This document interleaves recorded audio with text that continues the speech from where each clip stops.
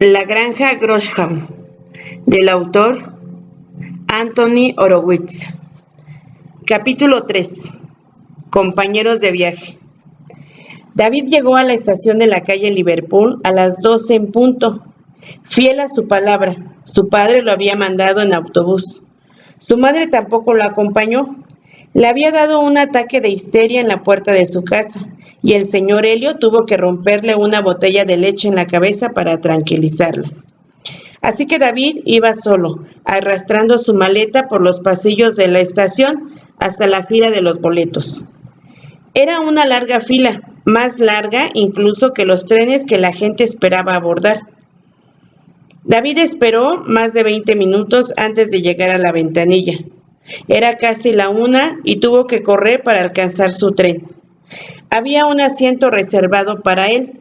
La escuela se encargó del trámite.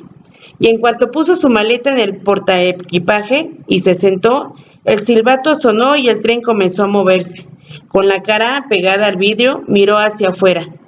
Lentamente, el tren fue tomando velocidad y la ciudad de Londres corrió temblorosa y repiquetariamente delante de sus ojos. Había comenzado a llover. La escena difícilmente podría ser muy lúgubre, que si fuera sentado en una carroza fúnebre de camino a su propio entierro. Media hora después ya habían pasado los suburbios y el tren corría a toda velocidad por paisajes monótonos.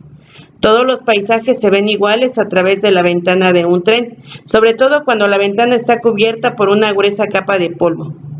David no había tenido tiempo de comprarse un libro o una revista, y de todas maneras sus padres no le habían dado ni un centavo. Desenfadado, se desplomó en su asiento y se preparó para permanecer sentado las 3 horas de viaje hasta Kinling. Entonces se dio cuenta de que había otras 2 personas en el compartimiento, ambas de su misma edad, ambas con el mismo aspecto aburrido de él. Uno era un niño rojizo, con anteojos redondos de aro delgado. Sus pantalones probablemente formaban parte de un uniforme escolar. Llevaba un suéter grueso tejido con tanta lana que parecía como si trajera el borrego adentro. Su cabello largo y negro estaba esponjado y alborotado, como si acabara de sacar la cabeza de la lavadora. Tenía en la mano un chocolate y medio comer y el relleno escurría entre sus dedos. La otra viajera era una niña. Tenía la cara redonda, más bien de niño, pelo castaño, corto y ojos azules. En cierta forma era muy bonita, pensó David, o podría serlo si su ropa no fuera tan rara. El suéter que llevaba podría haber pertenecido a su abuela, su pantalón a su hermano, y su abrigo debería regresárselo inmediatamente a quien se lo había dado, pues le quedaba grande varias tallas. Leía una revista. David miró disimuladamente la portada y se sorprendió de que fuera Cosmopolitan. Su madre nunca permitiría un Cosmopolitan en su casa, pues decía que no aprobaba esas mujeres modernas. Pero entonces, claro, su madre era virtualmente prehistórica. La niña fue quien rompió el silencio. Me llamo Julia, dijo. Yo soy David. Jeffrey. Por alguna razón no resultaba extraño que ese niño gordo tartamudeara. Supongo que van a la granja Aguacala, dijo Julia, y cerró su revista. Me parece que se llama Grosham, dijo David. Estoy segura de que será grotesca, insistió Julia. Es mi 4ª escuela en 3 años y es la única donde no hay vacaciones. Un día al año, tartamudeó Jeffrey. Un día va a ser suficiente para mí, dijo Julia. En cuanto lleguemos, me escaparé. ¿Te irás nadando?, preguntó David. Recuerda que es una isla. Nadaré hasta Londres si es preciso, sentenció Julia. Ya roto el hielo, los 3 comenzaron a hablar. Cada uno contó su propia historia para explicar cómo habían terminado en un tren, rumbo a la costa de Norfolk. David fue el primero. Les habló del colegio Beton, de cómo había sido expulsado y de cómo sus padres recibieron la noticia. Yo también estaba en un internado, dijo Jeffrey, y también me expulsaron. agarraron echando humo detrás del pabellón de cricket. Fumar es tonto, dijo Julia. No fue mi culpa. El más abusivo de la escuela me prendió fuego. Jeffrey se quitó los lentes y los limpió con la manga. Siempre me molestaban porque soy gordo y uso anteojos y soy tartamudo. El internado al que iba Jeffrey se llamaba Héroes de la Misericordia. Estaba en el norte de Escocia y sus padres lo habían mandado ahí esperando que se volviera rudo. Y el sistema educativo resultó duro, en verdad. Baños de agua fría, carreras de 10 kilómetros, avena 14 veces a la semana, y eso solo para el personal de la escuela. En Héroes de la Misericordia, los alumnos tenían que hacer 50 lagartijas antes del servicio religioso matutino y 21 más durante él. El director usaba en la clase una piel de leopardo y el maestro de gimnasia iba en bicicleta a la escuela todos los días, lo cual era francamente digno de su mención, dado que vivía a más de 100 kilómetros de ahí. El pobre Jeffrey fue incapaz de mantener el ritmo y el último día de clases fue para él de verdad el último. A la mañana siguiente de que lo expulsaron, su padre recibió un folleto de la granja Grosham. La carta que lo acompañaba era muy diferente de la de David. En ella se describía la escuela como un complejo deportivo, un salón de masajes y un campo de entretenimiento militar, todo en uno. Mi papá también recibió una carta, dijo Julia, pero en ella le decían que la granja Grosham era un lugar con mucha clase, que aprendería buenos modales, bordado y ese tipo de cosas. El padre de Julia era diplomático y trabajaba en América del Sur. Su madre era actriz. Ninguno de los dos estaba nunca en casa y solo hablaba con ellos por teléfono. Una vez su madre se topó con ella en la calle y ni siquiera la reconoció. Pero al igual de los padres de David, estaban empeñados en dar a su hija una buena educación y la habían enviado a no menos de 3 internados. Me escapé de los 2 primeros, explicó Julia. El tercero era una especie de internado para señoritas en Suiza. Me enseñaban a hacer arreglos florales y a cocinar, pero no tenía remedio. Las flores se marchitaban antes de poder hacer los arreglos y le di comida envenenada al maestro de cocina. ¿Y qué pasó?, preguntó David. La escuela dijo que no había manera de que yo permaneciera ahí. Me mandaron a casa y fue entonces cuando llegó la carta. El padre de Julia aprovechó la oportunidad. De hecho, tomó el primer avión y volvió a América del Sur. Su madre ni siquiera se presentó. Le acababan de dar un papel en una patonía navideña y estaba demasiado ocupada para enterarse del asunto. Su nana, alemana, fue quien hizo todos los arreglos sin entender realmente de qué se trataba. Y eso fue todo. Para cuando terminaron de contar sus historias, David se dio cuenta de que los trenes y los 3 tenían algo en común. De uno u otro modo, todos eran niños problema, pero aún así no tenían la menor idea de qué esperar en la granja Grosham. En la carta a sus padres la describían como una anticuada escuela para varones. A los padres de Jeffrey les habían dicho que se trataba de una especie de campo de entrenamiento militar, mientras que los padres de Julia pensaron que enviaban a su hija a un colegio exclusivo para señoritas. Puede que se trate de 3 lugares completamente distintos, dijo, pero es la misma escuela. Y además hay otra cosa rara, agregó Jeffrey.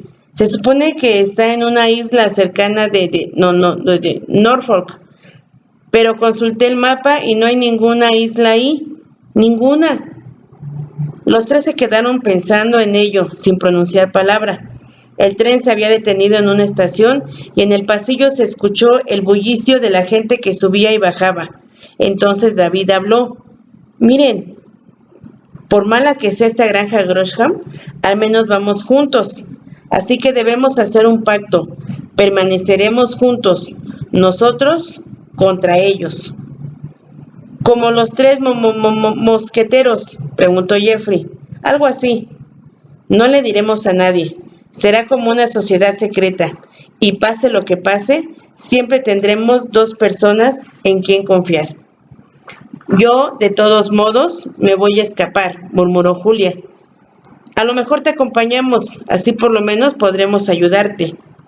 Yo te presto mi traje de baño, dijo Jeffrey. Julia echó un vistazo a la rechoncha cintura del niño y pensó que su traje de baño probablemente le sería de mayor utilidad si lo usara como paracaídas para saltar de un avión, pero se guardó sus pensamientos. Muy bien, asintió, nosotros contra ellos. Nosotros contra ellos. David extendió la mano y los tres la chocaron. Luego se abrió la puerta del compartimiento y entró un hombre joven. Lo primero que David advirtió fue su cuello, blanco de vicario. Lo segundo, que llevaba una guitarra. ¿Está desocupado?, les preguntó señalando con la cabeza uno de los asientos vacíos. Sí, David hubiera preferido mentir. Lo último que no necesitaba en ese momento era un cura cantor, pero era obvio que viajaban solos. El joven entró en el compartimiento irradiando alegría frente a ellos de esa manera en que algunas personas muy religiosas lo hacen. No puso su guitarra en el portaequipaje, sino que lo dejó en el asiento opuesto. Debía andar por los 30, con mejillas rosadas, cabello rubio, barba y dientes muy relucientes. Además del collarín, llevaba un crucifijo de plata, un medallón de San Cristóbal y un broche con un símbolo pacifista. Soy el padre Percival, anunció como si alguien estuviera mínimamente interesado en quién era. Pero pueden llamarme Percy. David echó un vistazo a su reloj y se lamentó en silencio. Todavía faltaban 2 horas para llegar a Kindling, y todo parecía indicar que el vicario estaba decidido a soltarse a cantar en cualquier momento. «Y bien, niños, ¿a dónde van?», preguntó. «¿De vacaciones o vamos de día de campo?» «Vamos a la escuela», dijo Jeffrey. «¿A la escuela? ¡Fabuloso! ¡Genial!». Los miró y se dio cuenta de que ninguno de ellos pensaba que fuera ni fabuloso ni genial en absoluto. «¡Anímense!», exclamó. «La vida es un viaje maravilloso y vas en primera clase cuando viajas con Jesús». «Pensé que se llamaba Percy», murmuró entre dientes Julia. «Les diré algo», prosiguió el cura, ignorándola. «Yo sé cómo animar los jovencitos». Tomó su guitarra y rasgó las cuerdas que estaban espantosamente desafinadas. «¿Qué tal unos himnos? Este lo compuse yo. Se llama Jesús, tú eres mi amigo, y dice». Durante la siguiente hora, Percy cantó 6 de sus composiciones, después Firmes y Adelante.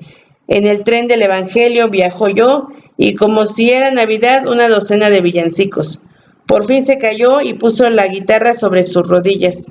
David contuvo el aliento, rogando porque el pastor no terminara su presentación con un sermón, o peor todavía, que pasara la charola de los limosnas.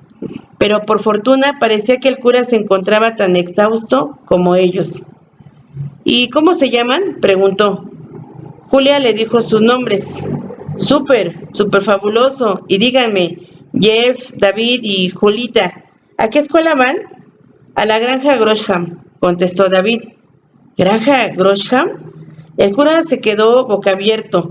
En un segundo todo el color de su cara desapareció, sus ojos se hincharon y una de sus mejillas, que había perdido por completo su color sonrosado, se contrajo. Luego susurró: «¿Granja Grosham?».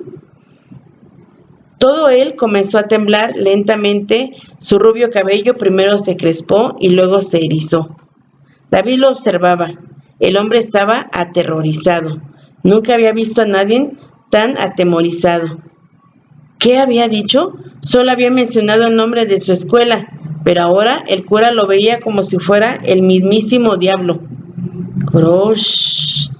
El cura trató de pronunciar aquel nombre por tercera vez, pero parecía como si las palabras se le hubieran quedado atoradas en los labios, y siseó como balón desinflado. Los ojos como pelotas se le salían de las órbitas, el cuello se le puso morado y por la forma en que su cuerpo se convulsionaba, era evidente que no podía respirar. El siseo se desvaneció. Se llevó las manos engarrotadas y temblorosas hasta el corazón. Entonces se derrumbó, cayendo al piso con un golpe y un ruidero de cuerdas rotas. «Caray», dijo Julia, «creo que está muerto».